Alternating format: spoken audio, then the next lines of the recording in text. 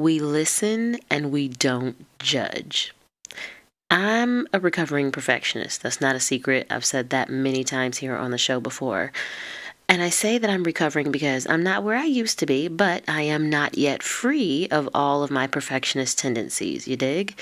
So I'm going to be honest and admit that I still struggle sometimes with being judgmental.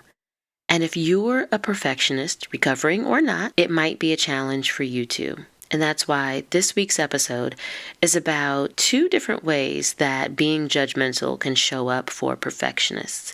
So let's talk about it. Ready? Let's go.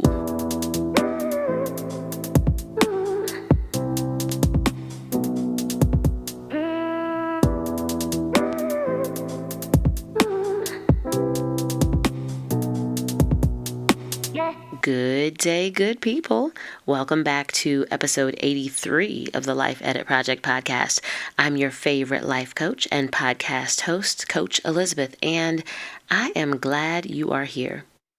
You know, it's funny. I actually had to remind myself to introduce myself on the show this week because I went back and listened to last week's episode and I realized that I completely forgot to do that.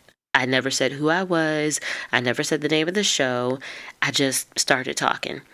And then my perfectionism kicked in, and I imagined that some new listener found the show last week. They listened to that episode and maybe they loved it, but they weren't looking at their phone, or it was playing in the background on YouTube while they were doing something else, and they never even knew what it was that they were listening to, and now they'll never be able to find my little corner of the internet ever again.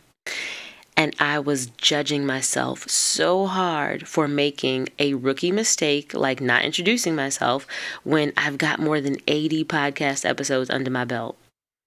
Because that's the thing about perfectionism. It will give you all kinds of ammunition to load into the cannon of judgment. When you're operating under a perfectionist mindset, any flaw or shortcoming or failure is going to feel intolerable. But the thing is, life is imperfect, so flaws and failures happen, and when they do, you're gonna get to judging. When you do start judging, there are 2 different directions that judgment can flow. We either take aim at ourselves, or we take aim at others around us, depending on our perfectionism personality.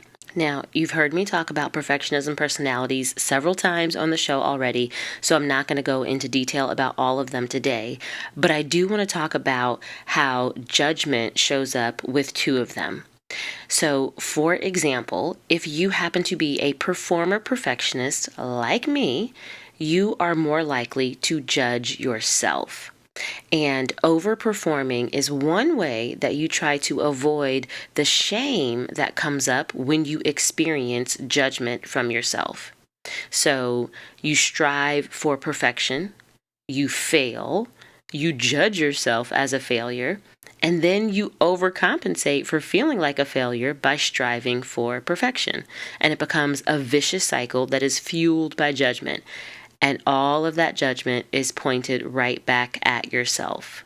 But if you have a different perfectionism personality, the judgment might be aimed at the people around you instead.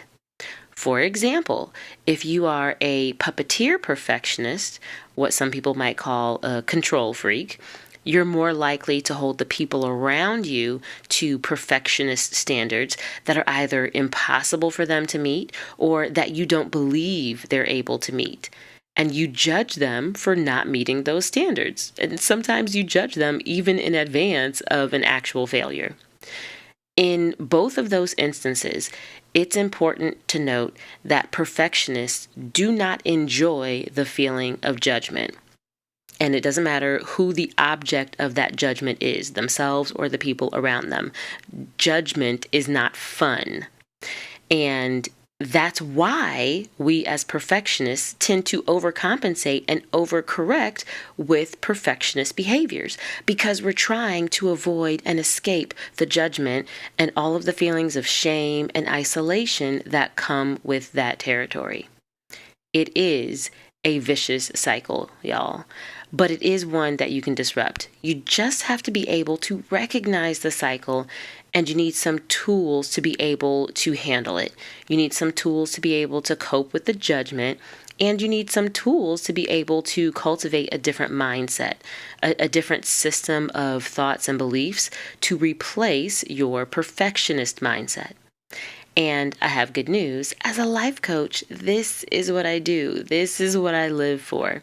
I love to help perfectionists stop being so judgy so that they can have deeper, richer, and better relationships with themselves and with the people that they care about. And I would love to help you too in my one-on-one coaching program. So if that sounds like something you're into, use the link that's in the show notes to book a sales call with me to learn more about my coaching program and to sign up. And if you act fast, guess what?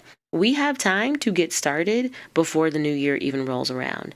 And what would it be like to take judgment off the table for 2025? So good. All right, that's all I have for you today. I'll be back in your ears next week with another juicy and probably quick episode. In the meantime, we listen and we don't judge. All right, peace.